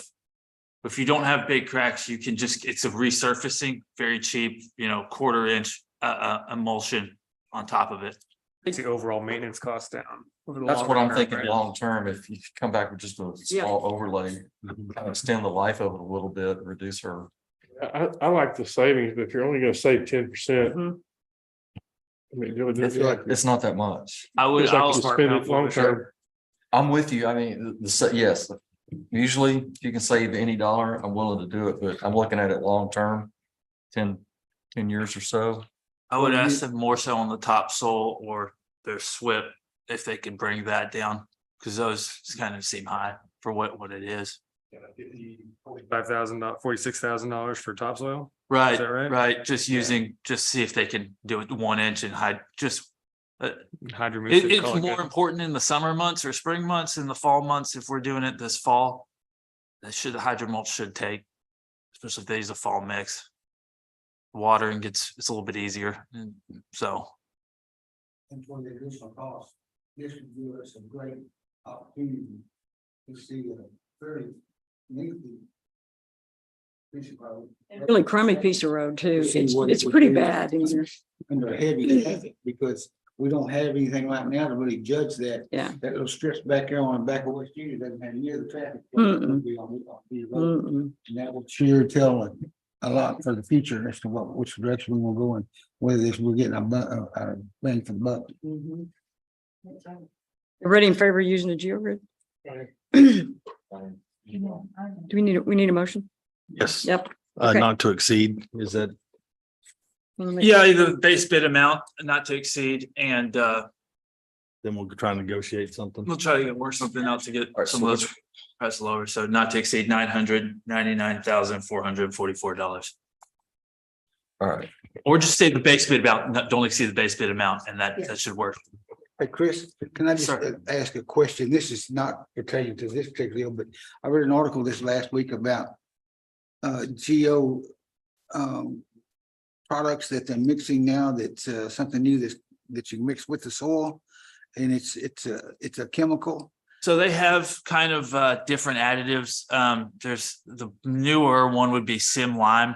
It's maybe that where it's a lime and cement product, because generally you would want lime first. It interacts with your moisture and then lowers the moisture, and then cement strengthens that. So it's that sort of product. You could also just do cement and lime together, like Arlington does that. But again, it's all compressive strength. The geogrid's going to add, I mean, your compressive strength, I guess, is going to be maybe a little bit less because it's just aggregate, but it's going to have tensile, more similar to concrete is the benefit behind the geogrid. So, concrete holds up because it has tensile and compressive strength with the rebar. And so geogrid's acting like rebar. So in my mind, it seems like it's going to be for what you're dealing with the trees and stuff and cracking. And so, majority of this is cracking because of moisture, ditches being close. This geogrid, I think, fights that phenomenon better. If it was heavy loads, that might be something different, but it's not. I mean, we're not dealing with huge truck traffic, 18 wheelers, wheelbase 67s that it was never designed for. This is more trees and ditches being water getting too close. Okay. Yes, sir.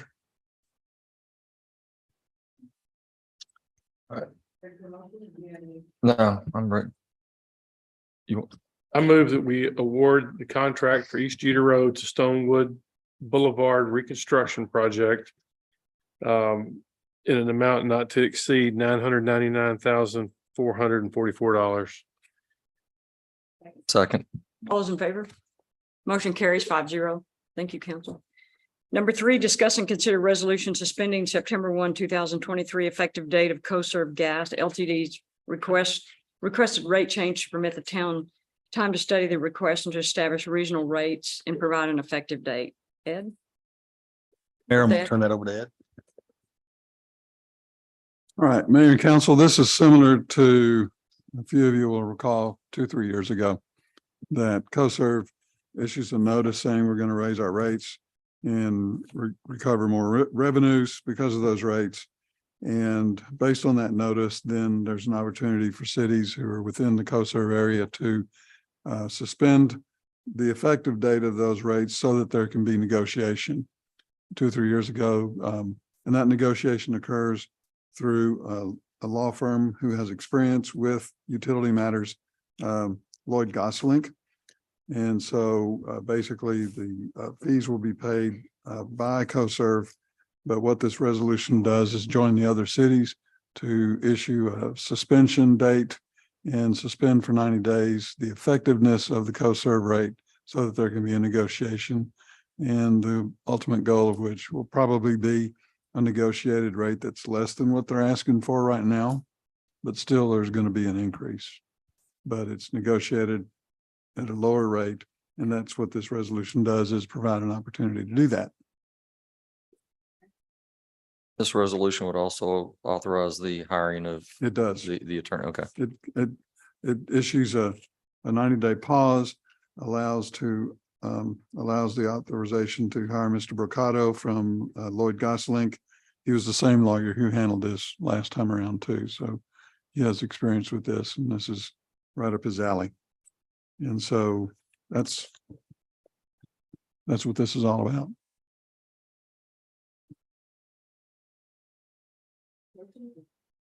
Discussion, motion? Make a motion to approve a resolution suspending the September 1st, 2023 effective date of CoServe Gas Ltd's requested rate change to permit the town time to study the request and to establish reasonable rates and provide an effective date. Favor? Motion carries 5-0. Thank you. Number 4, public hearing to receive public comment and consider approval of Bartonville Crime Control and Prevention District fiscal year 2023, 2024 proposed budget. Chief?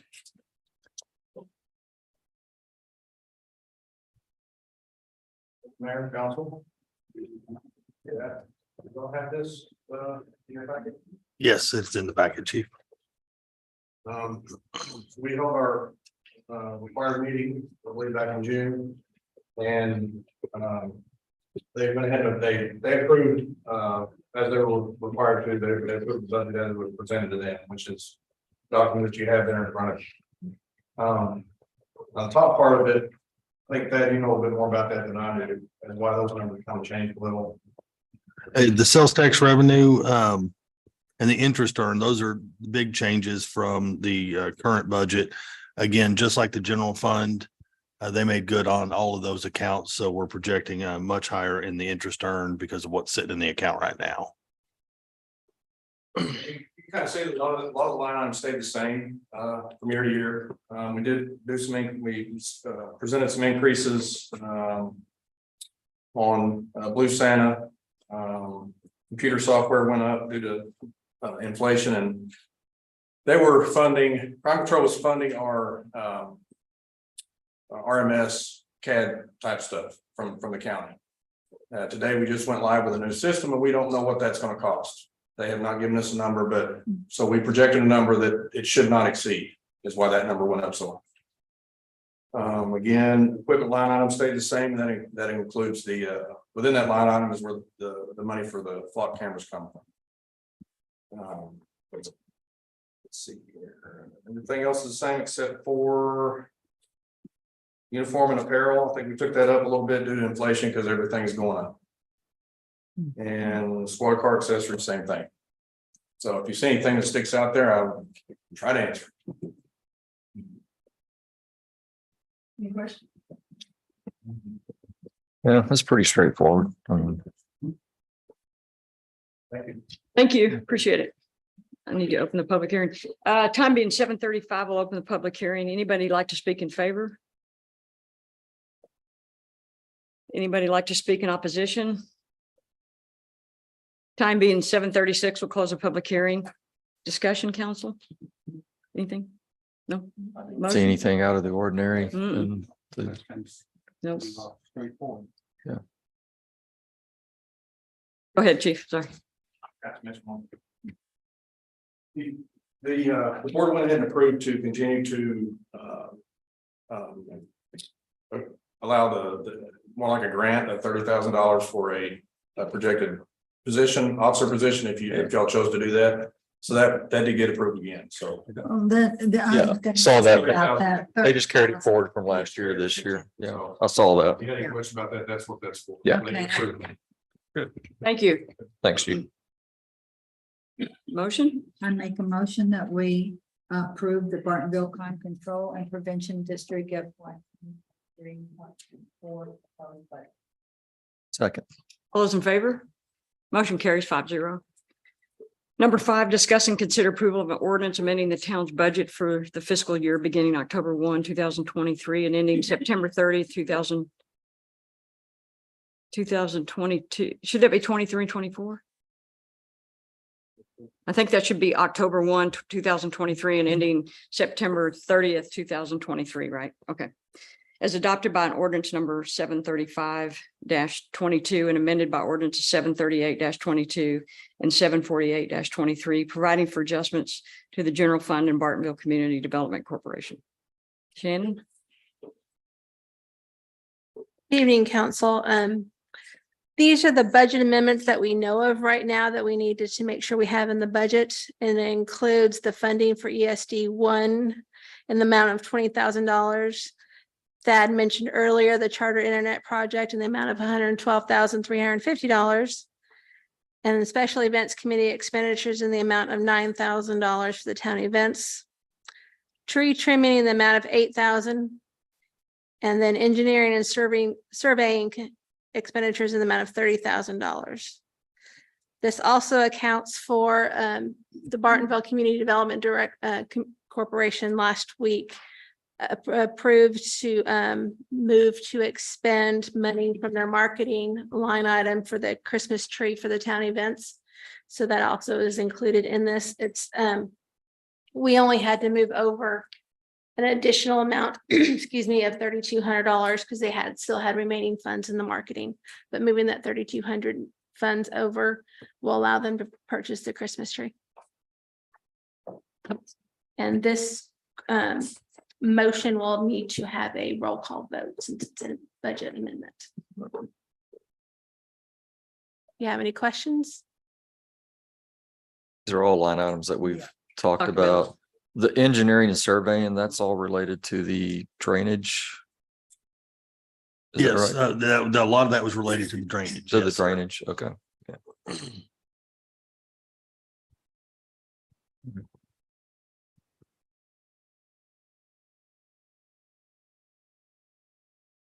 Make a motion to approve an ordinance amending the town's budget for the fiscal year beginning October 1st, 2022 and ending September 30th, 2023 as adopted by ordinance 735-22 and amended by ordinance 738-22 and 748-23, providing for adjustments to the general fund and Bartonville Community Development Corporation Fund. A second. All those in favor? Motion carries 5-0. We got to do roll call. Roll call. Go ahead. For Roberts, Right. Mayor Pro Tem Chapman. Yeah. Councilmember Sams. Aye. Councilmember Crandall, Yay. Councilmember Aaron. Yeah. All in favor, thank you. Number 6, discuss and consider accepting of the submission of no new revenue and voter approval tax rate calculations. Take action to consider proposed tax rate for public input and consideration for September 19, 2023 regular town council meeting. That, On this one, you would be taking action on the one that was provided at your place, not the one that is in your packet with the new rate sent on it. Again, showing that we are, if you stay with 17,3646 per $100 valuation, that will be under the voter approval rate and not require a petition for a vote. There is no election for that. We'll also need a roll call on this one as well. roll call, Roll call vote. motion. We do motion second, then roll call. Mhm. Motion. Make a motion to accept the submission of the no new revenue and voter approval tax rate calculations and take action to consider. Do I need to read all that? Take action to consider proposed tax rate for the public input and consideration of September 19th, 2023 regular town council meeting. It seems like a lot. Second. Seconded. I did. Thank you. And the proposed rate is the 0.173646. At a proposed rate of 0.173646. Councilmember Roberts, Okay. Mayor Pro Tem Chapman. Yeah. Councilmember Sams. Yay. Councilmember Crandall. Yay. Councilmember Aaron's. Thank you. Motion carries unanimously. Number 7, discuss and consider development agreement between the town of Bartonville and the Hines Acquisition LLC. Mr. Robinson is the attorney for the Hines Development Group, who's representing the First Ranch. You need to recuse yourself. Yes, I need Okay. to recuse myself, so I'm gonna go to the other side of the building. Thank you. All right, thank you.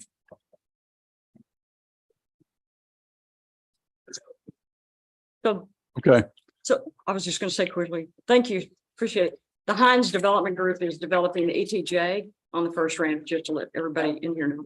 Okay, Ed.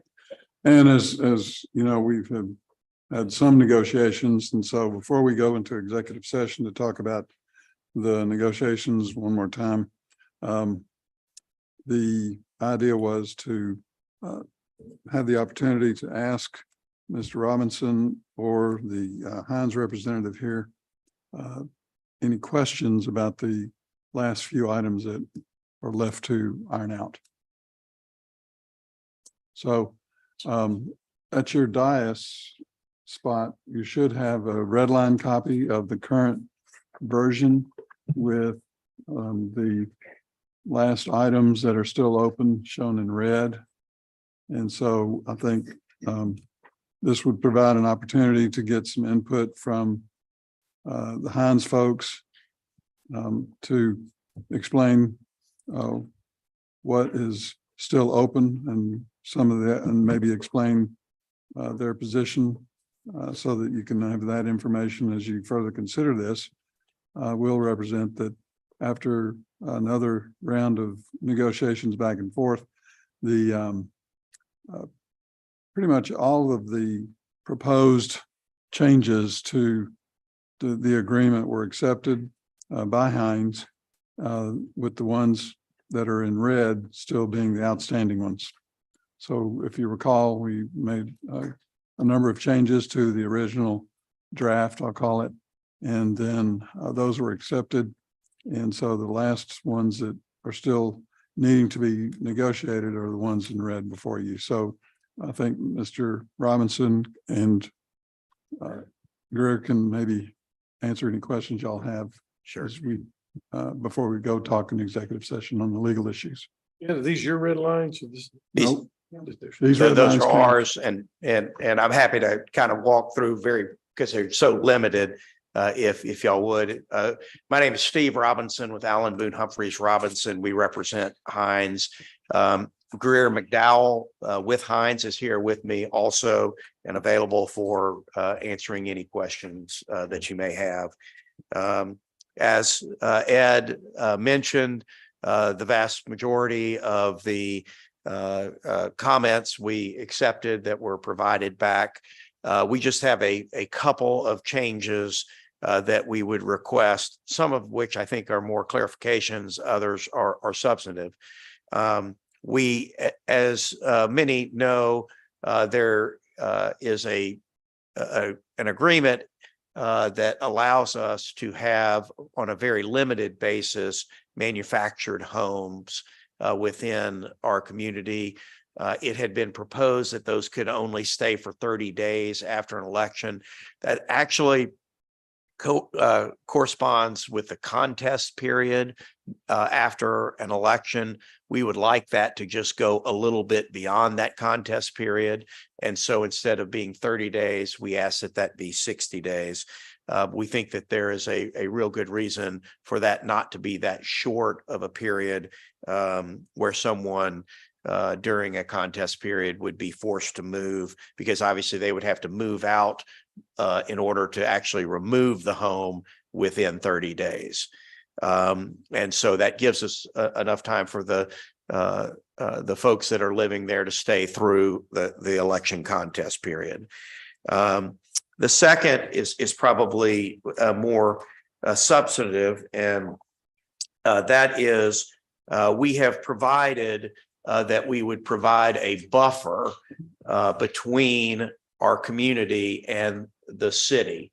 And that buffer actually ends up being a very significant piece of property in the scheme of land development. It runs more than 9,000 feet and it is 30 feet wide. That acreage would account for, if it were all in lots, about 24 additional lots. We have agreed that it will be landscaped and create a buffer. We don't believe there are any homes that actually are very near the fence line. And so I think our initial proposal of being a 30-foot buffer was designed to be what we thought was a very good length and actually very significant from a revenue standpoint, losing what would amount to 24 lots in the project. I think y'all had come back with a request for 150-foot buffer. That obviously would be 5 times more homes or 125 home sites. And financially, it's just simply not feasible for us to do that. And so we are open to looking at landscaping plans and ways in which, but these projects are, with what has happened in the market, with land prices, interest rates, and with infrastructure costs, these projects are getting much harder to deliver and deliver affordably, and so with every lot, it just puts more pressure on the project. And so we would ask you that you reconsider that, and we're happy to talk about it on how we do it, et cetera, berming, things like that. But the loss of lot revenue is a very real issue. The only other change, I think, is just really language change in a couple of places. Our intent is not to connect any road into the project, and we are fully committed. We talked about adding any traffic, and we were concerned that that language could be interpreted that someone that only travels through ours but then drives into just the mere creation of a road could be a problem. We are fully committed and we're open to any other language, but what our intent is, we're not going to connect where it will put direct traffic into the city streets. You're not going to connect to any of the Bartonville roads? That's correct. Glenview, Jeter. None. Spring Bend, whatever that is back there. None that it will, and that's still part of this language. Okay. At least as we believe the language, the intent of the language. The last is Hines uses an acquisition entity when they are acquiring property. When they actually develop, they will utilize a special purpose entity that they have not yet created, but we have or y'all have, you have created the entity? Okay, they have now created it. So the entity that is the contracting entity and then their new special purpose entity, we want to make sure that it's clear that we can assign to that special purpose entity. We know that's going to be the entity that we're going to be used or an affiliate of that entity that's controlled by Hyde. So those are the changes. And we appreciate the opportunity to present those minimal responses. Greer McDowell is here. If anybody wants any refresher on the project or need to answer any questions, development related, but we appreciate your time and your consideration. And we'd also say thank you very much to the staff and to your outside counsel in working with us on this matter. Buffer. If you look at the 30-foot buffer, well, if you take that door to the end of that building, that's probably a 30-foot. Now, 30 foot is not very far, not very long. And I understand from a revenue standpoint, you know exactly what you have. Right. Appreciate it. However, is there anything going to be running up to that 30 foot in the way of infrastructure for roads, for travel, for a back alleyway, or any type of movement vehicles up against that buffer? No, it will not. So, and keep in mind too, that the 30-foot buffer will be to the back edge of somebody's backyard. So even from there, you're going to have 25 to 30 feet of backyard setbacks that aren't, it's not like a house is going to be right on that into that 30 feet. So even then from there, no, answer to your question, all of the lots that abut the 9,000 feet of your city limits, we are not doing any sort of roadways, alleyways, trails. It'll be back of lots. Correct. What do you envision that buffer to look like? It'll be a variable height berm with Maybe 10-foot berm or something, 20-foot. yeah, I don't know that it'll be 10.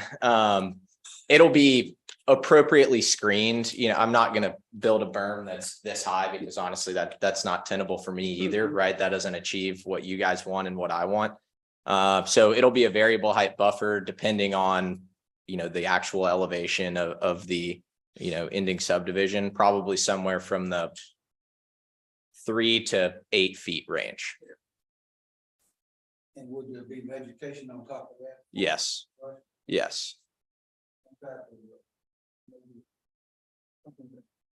Soften the noise level going back and forth from one development over to the next. Or Yes, there will be I think trees. the concern with the citizens is being able to look out and see it over a 3-foot berm, which is not really a berm, and not have any blockage, but being open to where you got noise levels that transfers back and forth. Yeah, that's correct. Yeah. And we've provided an exhibit that shows the detail of what the landscape buffer will look like, including the berm, including plantings, including trees. That's correct. I believe we put 3-inch caliper trees. I don't recall the exact distance off center, but correct. Now, in those situations where you put that like 3-inch type tree there, Mhm. if that tree dies, do you replace it or is it Correct. one time? Okay. Correct. Yeah. That's going to be part of our typical routine maintenance. Good. And I should also note that this area will be manicured. It's not like we're just going to put this berm there and then have, you know, grass growing up to your waist back there. It'll be a HOA maintained area. So They're all single dwelling homes. correct, that all have single family no- homes. That's right. Ranging from 50 feet wide to 80 feet wide. Okay. That's right. And so Councilmember Sams, to your point of the noise, I would imagine the most noise that somebody would complain about would be, you know, the mower driving by their edge of their property line to maintain that. Complain about cattle and horses making noise and baying and. Yeah, You're right. Isn't that right? Now, is there any give and take on that 30 foot? I mean, So Councilmember Sams, I'll be honest with you. So the 9,000 feet with a 30-foot buffer is already plus or minus 7 acres of land that we're giving up. And this is very expensive land for us. I know I'm the, optimistic developer that you probably hear a lot of people say this, but I'm completely serious when I say this is some of, if not the best residential land in the Metroplex. And so for us to give up more than that, we gain no revenue off of that, but we're still paying a cost for it.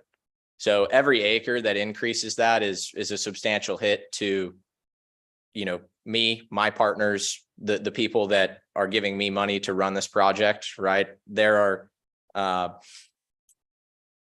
commitments that we have made. And so from there, the 30 feet we feel is fair and achieves what you guys want.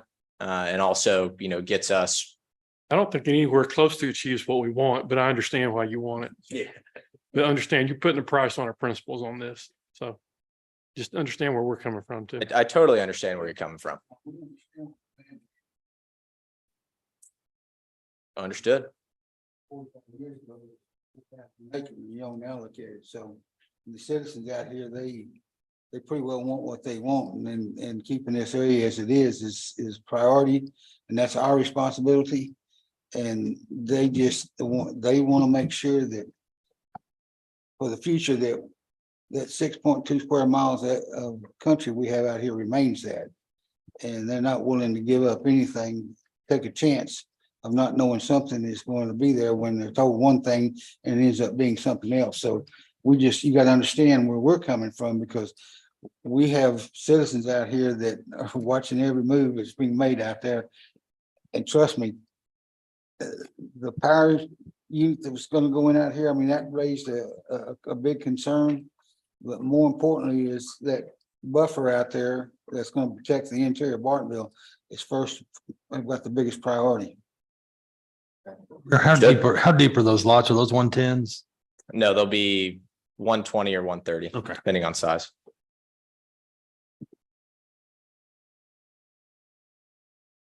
And it's a mud, correct? Correct. Okay. Any other question? How many acres? What's the total acreage? Just over 400.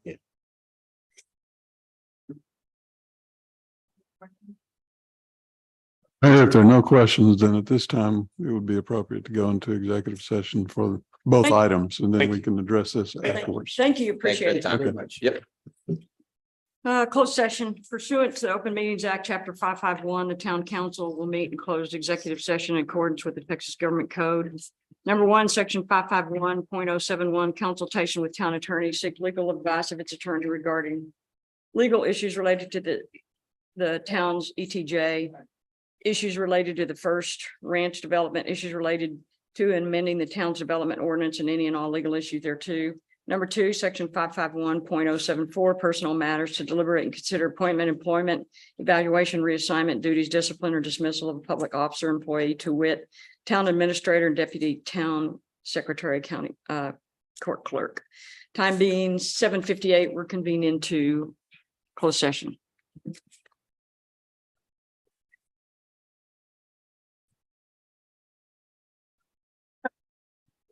Thank you.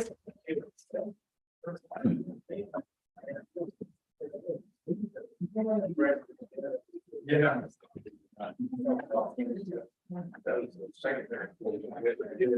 Let's turn this off. Shannon. Okay.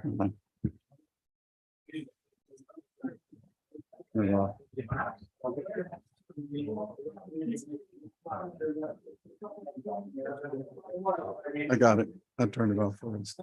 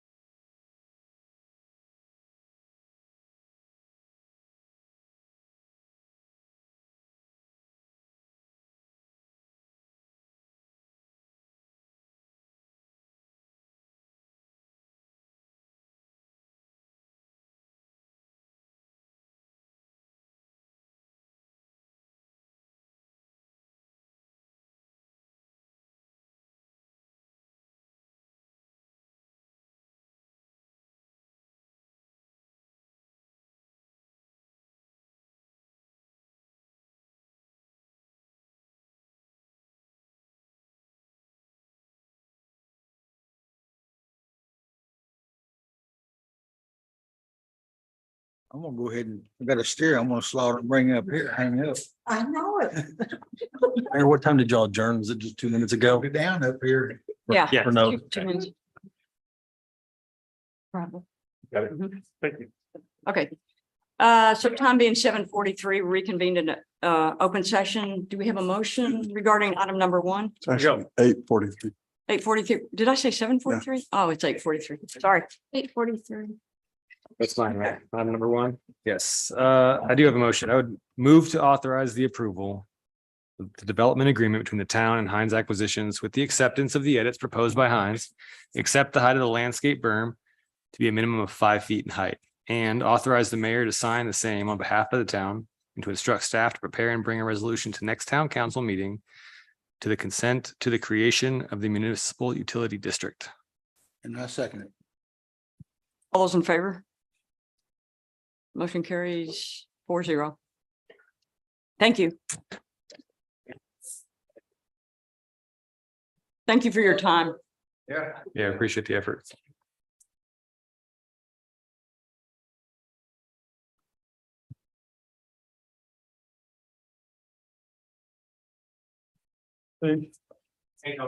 Yeah. Thank you. So do we have a motion for number 2? Yes. Oh, go ahead, Jim. I move that we provide salary increases for town administrator to $140,000 per year and increase the monthly travel allowance to $300 a month. And that we increase the salary of deputy town secretary / court clerk to $70,000 per year. Second. All those in favor? Motion carries 5-0. Who seconded? Who seconded? I did. So the travel's 300. Y'all are making 250 now, right? Travel? Mhm. We're jumped it to 300 for y'all. For town travel. Thank you. Thank you. You're welcome. Serve it, man. Okay, Well, You've earned it. yeah, You have a starting date time for the October. 1 October October. one? Time being 8:46 meeting and, well, wait, future agenda items. Anything for future agenda? I got one. All right, Jim. There's more of a question. I don't know if anybody's seen it, you may already be aware of it. Notice that as dry as it is, that there's always water standing at the corner of Jeter and Porter. Yeah, there's a leak there. Is it a leak? Yeah, but they don't want to cut the water off during. Thought I the- put it in a monthly, but I probably didn't, or one of my weekly updates. Cross Timbers has an old line that's leaking right there. Last time. yeah. And we're monitoring it because, I've had Chris look at it. We know when it stays wet like that, I'm worried about damage to the road Yeah. as well, but that's what it is. It's Cross Timbers. They're afraid with the drought, what like it is, or the dry conditions, that if they take that line out of service, that something else will happen and so I apologize. I honestly meant to put that in one of my weekly Thank updates. you. and didn't. I thought you didn't did. talk about it. But you do too, Maybe so. That's okay. Thank you. but they will probably fix that when it Yes. I just saw it, just came to cools mind. down. I had asked that and Ed a question earlier before council even started. It had to do with the letter we sent out. And apparently we hadn't gotten any response on that. Oh, across to the development, new question? Yes. Okay. Yeah. No response on that. Mm-mm. And the only other question I have right now is, at one time, we were working on a fence ordinance and it went back to P and Z, so, Gonna go to P and Z with the work. okay. Cause I know we've got some future residential developments that are kind of popping up and kind of like get something on the books. We did a lot of work, and then again, talking with Ed, there are some changes that the legislature did on grandfathering and what that might cost. So we wanted to go back and see if what we it- do this could be a financial impact, to make sure we had all that information So it's for going you. back to P and Z Yes, yes. soon?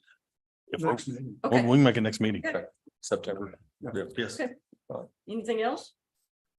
Time being 8:48, meeting adjourned. Thank you.